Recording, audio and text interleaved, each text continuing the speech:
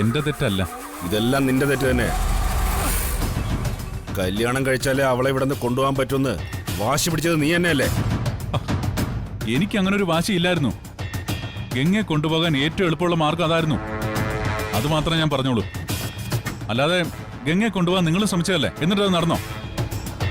ഒടുവിൽ കുറ്റം എല്ലാം കൂടി എന്റെ തലയിൽ മാത്രം കെട്ടിവെക്കാൻ ശ്രമിക്കരുത്. ഞാനൊന്നിനും ശ്രമിക്കുന്നില്ല. ബോസ് ചോദിക്കുന്നതിനെല്ലാം മറുപടി പറയേണ്ടത് ഞാനാ. ഇനി ഞാൻ നിങ്ങൾക്കിടയിൽ നിൽക്കില്ല. എന്താന്ന് വെച്ചാൽ നേരിട്ടായിക്കോ. അങ്ങനെ പറയരുത്. ബോസിനോട് പറഞ്ഞ് എനിക്ക് ഒരാഴ്ച കൂടി സമയം വാങ്ങിത്താ. ഞാൻ ഗംഗയെ എങ്ങനെയെങ്കിലും അവിടെ നിന്ന് തട്ടിക്കൊണ്ടുവരാം. ഒരാഴ്ച പോയിട്ട് ഒരു ദിവസം പോലും ബോസ് നിനക്ക് തരില്ല. ഇന്ന് തന്നെ ഗംഗയെ അവിടെ നിന്ന് പിടിച്ചോണ്ട് വരണം. നിന്റെ ഇമേജ് ഒന്നും നോക്കേണ്ട കാര്യമൊന്നുമില്ല. നീ ഗുണ്ടയാണെങ്കിൽ ഗുണ്ട, കള്ളനാണെങ്കിൽ അങ്ങനെ. അതാരറിഞ്ഞാലും ഞങ്ങൾക്കതൊന്നും പ്രശ്നമല്ല. ഇന്ന് തന്നെ ഗംഗയെ നീ ബോസിന്റെ അടുത്ത് എത്തിച്ചിരിക്കണം. ഇന്ന് ഞാനങ്ങനെ അവളെ പിടിച്ചോണ്ട് വരാനാ? അതൊന്നും ഞങ്ങൾക്കറിയണ്ട. ഇന്ന് നീ ഇത് ചെയ്തില്ലെങ്കിൽ നാളത്തെ സൂര്യോദയം നീ കാണില്ല. അതുറപ്പാ. നിന്റെ തരികിട പരിപാടിയായിട്ട് നിൽക്കാതെ അവളെ കൊണ്ടുവരാൻ നോക്ക്. ബോസിന്റെ സ്വഭാവം നിനക്കറിയാലോ. ചെയ്യൂന്ന് പറഞ്ഞാൽ ചെയ്തിരിക്കും. ഞാൻ പറയുന്നൊന്ന് മനസ്സിലാക്ക്. ഇന്ന് അവളുടെ കഴുത്തിൽ ഒരുത്തൻ താലി കെട്ടി. അവൻ നിസ്സാരക്കാരനല്ല. ഈ സിറ്റിയിലെ പേരുള്ള ഒരു ബിസിനസ്സുകാരനാ. അയാളുടെ വീട്ടിൽ കയറി പ്രശ്നം ഉണ്ടാക്കിയ പിന്നെ എനിക്ക് ഈ നാട്ടിൽ കാലുകുത്താൻ പോലും പറ്റില്ല. നീ ഇനി ഈ നാട്ടിൽ കാലുകുത്തണമെന്ന് ആർക്കും നിർബന്ധമൊന്നുമില്ല. നീ ബോംബെയിലോ കൽക്കട്ടയിലോ എവിടെയെങ്കിലും പോയി ജീവിച്ചോ. അല്ലെങ്കിൽ ബോസ് നിന്നെ മലേഷ്യയിലെ ബിസിനസ് നോക്കാനായിരിക്കും. അതുകൊണ്ട് ഇവിടെ കൈയും കാലും കുത്തുന്ന കഥയൊന്നും പറയണ്ട. നിനക്ക് വേറെ വഴിയില്ല നകുൽ. ഇന്ന് രാത്രിക്ക് മുമ്പ് ഗംഗയെ നീ പൊക്കിയിരിക്കണം. അല്ലാതെ നിനക്കൊരു ഓപ്ഷൻ ഇല്ല. ചെല്ല്.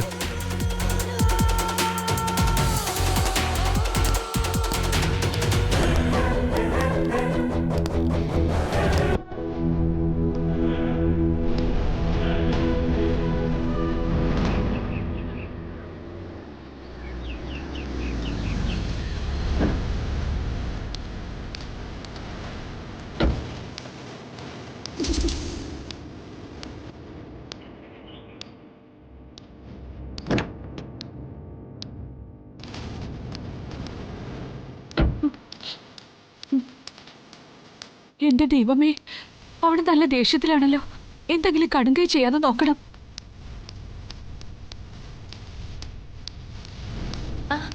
നിങ്ങളൊക്കെ എത്തിയോ? ഗംഗയും വയസ്സാരൊക്കെ ഇപ്പൊ എത്തില്ലേ? ഞാൻ ആരതി തട്ട് റെഡിയാക്കി എടുക്കട്ടെ. ആരതി തട്ട്? ആരെ സ്വീകരിക്കാനടി അതൊക്കെ? എന്റെ മോളെ ചതിച്ച അവസാന നിമിഷം അവന്റെ ഇഷ്ടക്കാരിക്ക് താലി കെട്ടിക്കൊണ്ട് വരുമ്പോ നിനക്ക് അവരെ സ്വീകരിച്ച് കേട്ടണം അല്ലേ? അല്ല മേഡം, ഞാൻ അങ്ങനെയൊന്നും വിചാരിച്ചില്ല. നീ കൂടുതലൊന്നും വിചാരിക്കണ്ട. അവനെ അവളെ ഈ പടി കയറാൻ അനുവദിക്കരുതെന്നാ എന്റെ മനസ്സിലുള്ളത്. നാത്തുവിന്റെ സ്ഥാനത്ത് ഞാനായിരുന്നെങ്കിൽ അങ്ങനെ തന്നെ ചെയ്തേനെ. അവൾ ആരതി തട്ടെടുക്കാൻ അനുവാദം ചോദിക്കാൻ വന്നിരിക്കുന്നു. ആരതി തട്ടിലെ തൊട്ട നിന്റെ കൈ ഞാൻ വെട്ടും.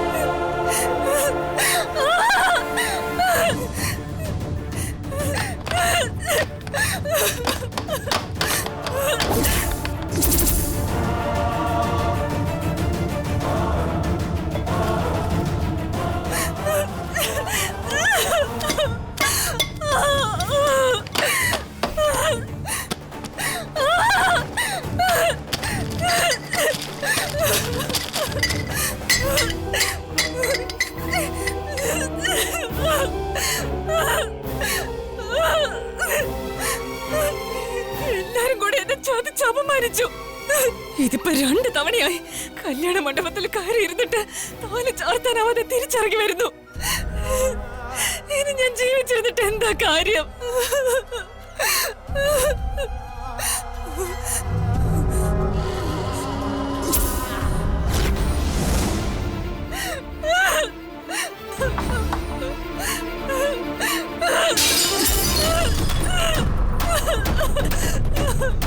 മോളെ, നീ എന്താ കാണിക്കുന്നേ?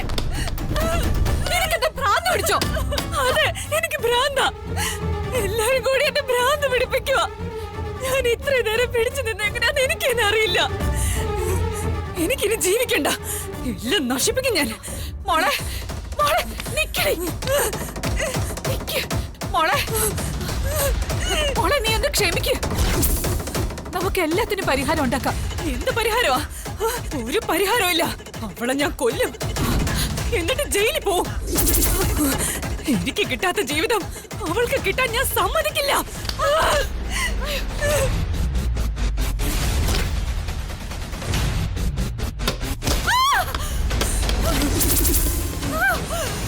എനിക്ക് മുറിക്കാത്ത അമ്മ സ്വയം തരില്ലേ? ഒന്ന് ഇറങ്ങിപ്പോ. അതിന് ഞാൻ എന്ത് തെറ്റ് ചെയ്തിട്ടാ? ഇറങ്ങിപ്പോവാൻ. പോകുന്നതാ നല്ലത്.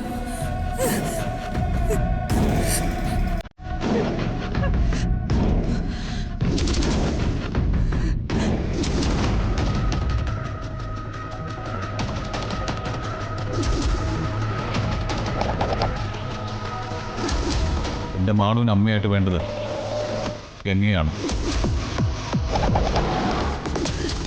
എന്റെ മനസ്സിലും ഗംഗയാണ്.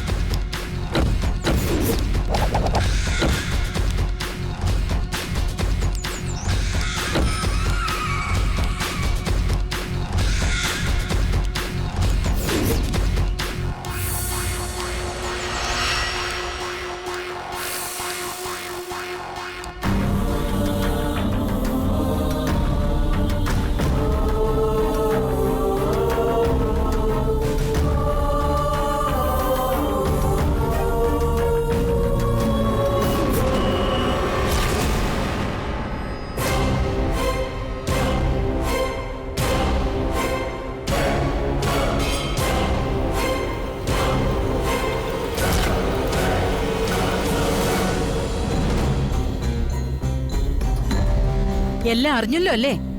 ആ അറിഞ്ഞു. ഞാൻ താലികെട്ട് കഴിഞ്ഞ് മണ്ഡപത്തിലേക്ക് വരാമെന്ന് കരുതി വിളിച്ചപ്പോഴാ അവിടെ സംഭവിച്ചതെല്ലാം അറിഞ്ഞത്. എന്റെ വാക്കിനെ മറികടന്ന് മഹി ഇങ്ങനെ ചെയ്യുമെന്ന് ഒരിക്കലും ഞാൻ കരുതിയില്ല.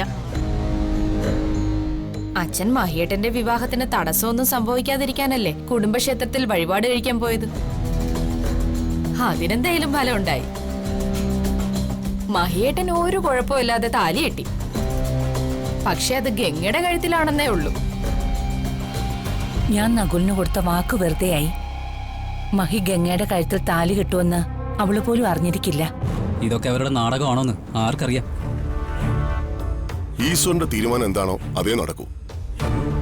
കുടുംബക്ഷേത്രത്തിലെ തിരുമേനി തന്നെയാ എന്നോട് പറഞ്ഞത്. ഈ വിവാഹത്തിന് പ്രതീക്ഷിക്കാത്ത പലതും സംഭവിക്കുന്നു.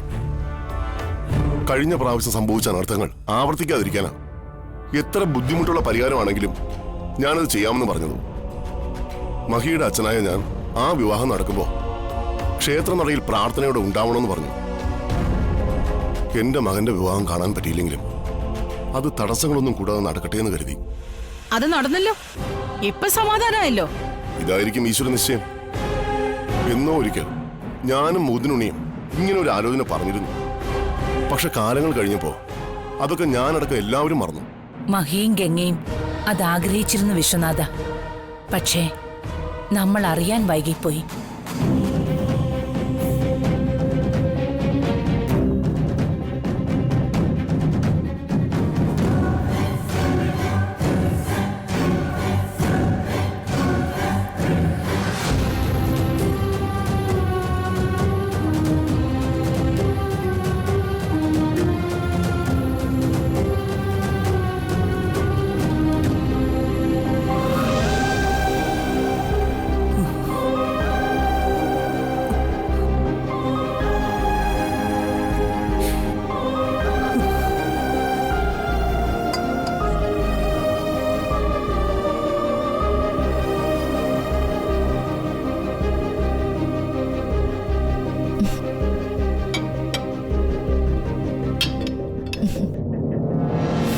മുത്തശ്ശി, ഗംഗയും മൈസാറും വരുമ്പോ ആരതി ഒഴിഞ്ഞ് സ്വീകരിക്കണ്ടേ?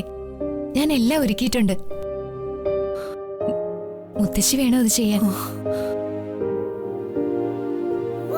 ഗംഗയുടെ പുതിയൊരു ജീവിതം തുടങ്ങുമല്ലേ മുത്തശ്ശി? അതിലവൾക്ക് ഐശ്വര്യങ്ങളും ഉണ്ടാവണ്ടേ? എന്നോട് ഇതൊന്നും ചെയ്യരുതെന്നാ ഹൈമാവതി വേണം പറഞ്ഞിരിക്കുന്നേ. പക്ഷെ മുത്തശ്ശി ചെയ്ത ആരും ഒന്നും പറയില്ല.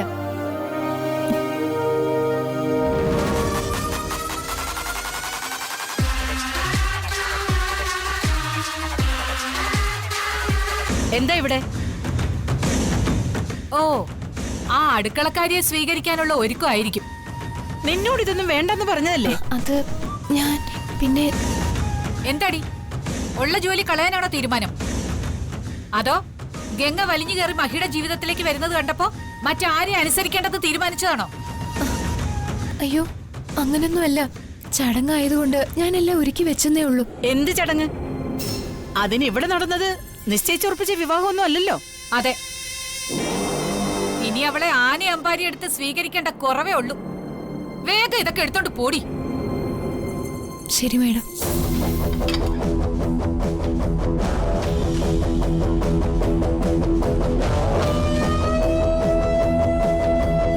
എല്ലാത്തിനും സപ്പോർട്ട് ചെയ്തിട്ട് മിണ്ടാതിരിക്കുന്ന കണ്ടില്ലേ? ഞാൻ എന്ത് ചെയ്തെന്നാ ഈ പറയുന്നേ? ജാനകിയമ്മ കൂടുതലൊന്നും പറയണ്ട. പ്രായമായ പെൺകുട്ടികളെ അടക്കത്തോടെയും ഒതുക്കത്തോടെയും വേണം വളർത്താൻ. അല്ലാതെ മറ്റൊരു വിവാഹം ഉറപ്പിച്ചു വെച്ചിരിക്കുന്ന പയ്യന്റെ കൂടെ ഇറങ്ങി നടക്കല്ല വേണ്ടത്. ദേവയാനി, നാത്തും പറഞ്ഞതാ ശരി. ആ പെണ്ണ് മഹിയേട്ടാന്ന് പറഞ്ഞ് പുറകെ നടന്ന് മഹിയെ വശ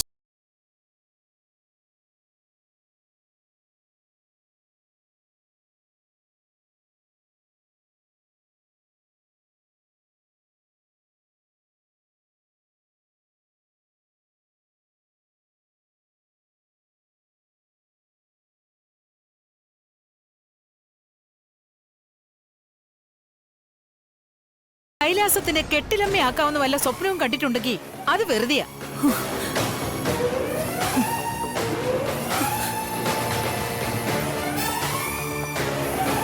കണ്ടോ ആ തള്ള ഒന്നും മിണ്ടാതെ പോയത്?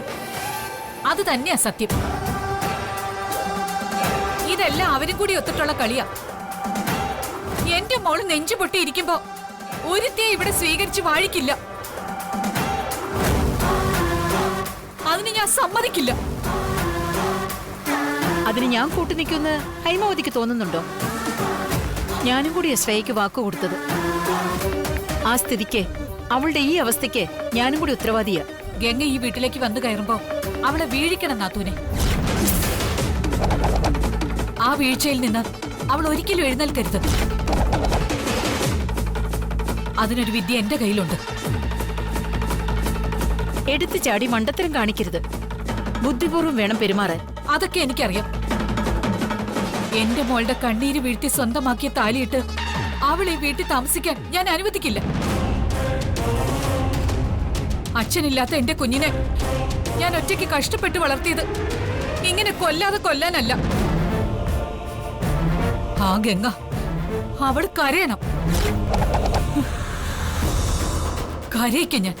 ഈ കൈലാസത്തിന്റെ മരുമകളായി ഗംഗയെ ആരും അംഗീകരിക്കില്ല. ആ സ്ഥാനം ശ്രേയയ്ക്ക് മാത്രമുള്ളതാ.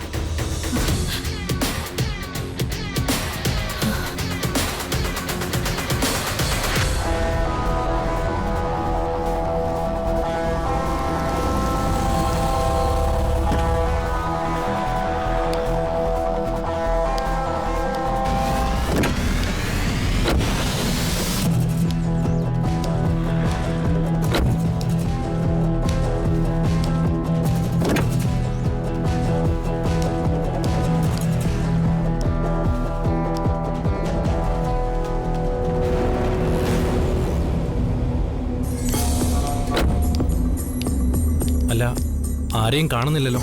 ആരതി ഒഴിഞ്ഞ് നിലവിളക്ക് നിന്ന് വലതുകാലം വെച്ച് കയറുന്ന ചടങ്ങൊന്നുമില്ലേ? അതൊന്നും പ്രതീക്ഷിക്കണ്ട. ആർക്കും ഇഷ്ടമില്ലാതെ നടന്ന കല്യാണമല്ലേ. ഇനി ഒരു ചടങ്ങും ഉണ്ടാവില്ല.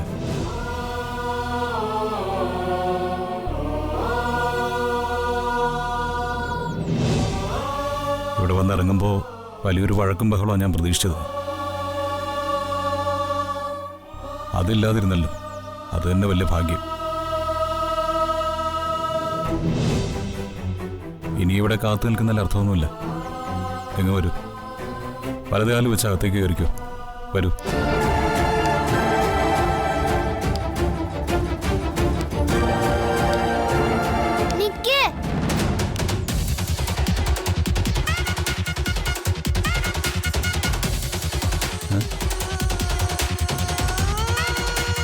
ഇങ്ങനെയല്ല ഗംഗയെ വീട്ടിൽ കയറ്റേണ്ടത്. ആരതിയും നിലവിളക്കും എല്ലാം വേണം. ഇന്നു മുതൽ ഗംഗ എന്റെ ശരിക്കും അമ്മയാ. എല്ലാ ചടങ്ങും നടത്തിയിട്ട് ഗംഗ അകത്തേക്ക് കയറിയാ മതി.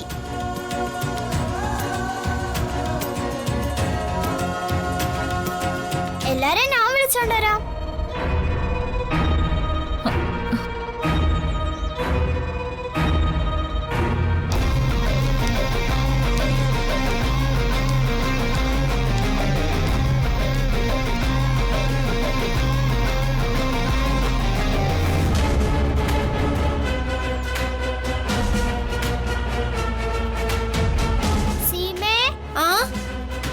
എന്നാ മാളു? സീമേ, അവരെല്ലാം വന്നു. ആണോ? ഇതെന്താ ആരും വന്ന് ആരതി എടുക്കാത്തത്? സീമ ആരതി എടുത്തോണ്ട് വാ, വിളക്കം വേണം. അയ്യോ മാളു, ആരതി എടുക്കരുതെന്നാ എന്നോട് പറഞ്ഞിരിക്കുന്നേ. അതെന്താ? എല്ലാരും കല്യാണം കഴിഞ്ഞു വരുമ്പോ അങ്ങനെ സ്വീകരിക്കുന്ന ചടങ്ങുണ്ടെന്ന് പറഞ്ഞല്ലോ. ചടങ്ങൊക്കെ ഉണ്ട്, പക്ഷേ ഞാനിവിടെ ആരതി ഒരുക്കിയ എന്റെ കൈ വിട്ടു എന്നാ പറഞ്ഞത്. ആരും ഒന്നും ചെയ്യില്ല, ഞാൻ പറഞ്ഞെന്ന് പറഞ്ഞാ മതി. സീമ ആരതി എടുക്ക. സീമ, എനിക്ക് പേടിയ മോളെ, എന്റെ പണി പോവും.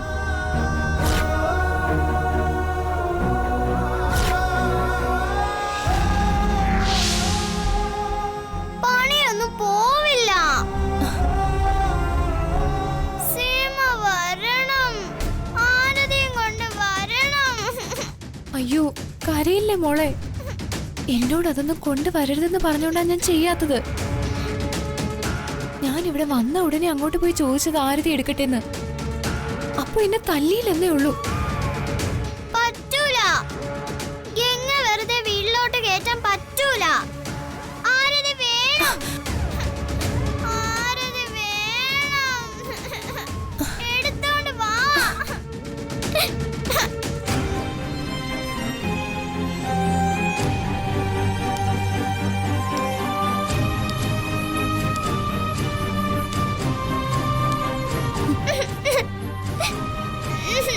പാവം എന്റെ മോള്. അവളുടെ ആഗ്രഹം സാധിച്ചു കൊടുക്കാതെ ഇവിടെ ആര് സന്തോഷമായി ജീവിക്കാന്ന് കരുതണ്ട. ഗംഗയും മഹിയേട്ടനെയും തമ്മിൽ പിരിക്കാന്ന് ആര് സ്വപ്നം കാണാൻ വേണ്ട.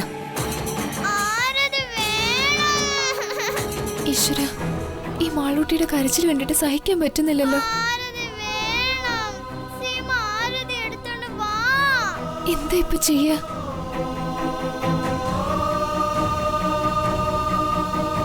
വഴിയുണ്ട്.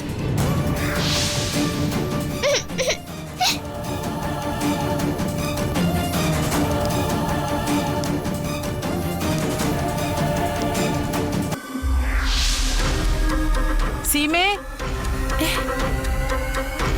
മഹിയൊക്കെ വന്നത് കണ്ടില്ലേ? വേഗം ആരതി നിലവിളക്കം കൊണ്ടുവരൂ. ദേവയാനി മേഡമല്ലേ ആരതി നിലവിളക്കം എടുക്കാൻ പറഞ്ഞത്? അത് എന്നാ ഞാൻ വേഗം എടുത്തിട്ട് വരാം. ഞാനും വരാം. വാ.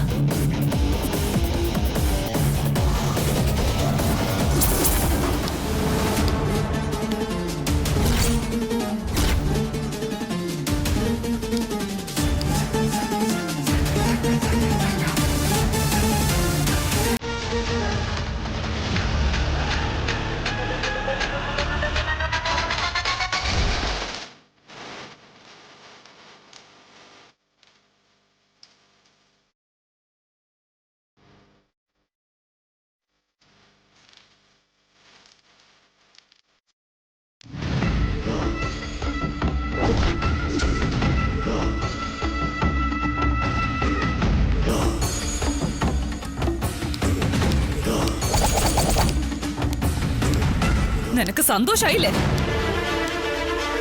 മതിയടി നീ പാവം കളിച്ചത്. നാടകം കളിച്ച് കളിച്ച് എന്റെ ജീവിതം നീ തട്ടിയെടുത്തില്ലേ? എന്നിട്ട് നിനക്ക് എങ്ങനെ ധൈര്യം വന്നടി എന്റെ മുമ്പിൽ വന്ന് ഇങ്ങനെ നിൽക്കാൻ? അവളുടെ ഒരു പൂങ്കണ്ണീരും അഭിനയവും ഇതായിരുന്നു നിന്റെ ഉദ്ദേശമെങ്കിൽ ആ കല്യാണ മണ്ഡപം വരെയെങ്കിലും എന്നെ എത്തിക്കാതിരുന്നൂടായിരുന്നു നിനക്ക്.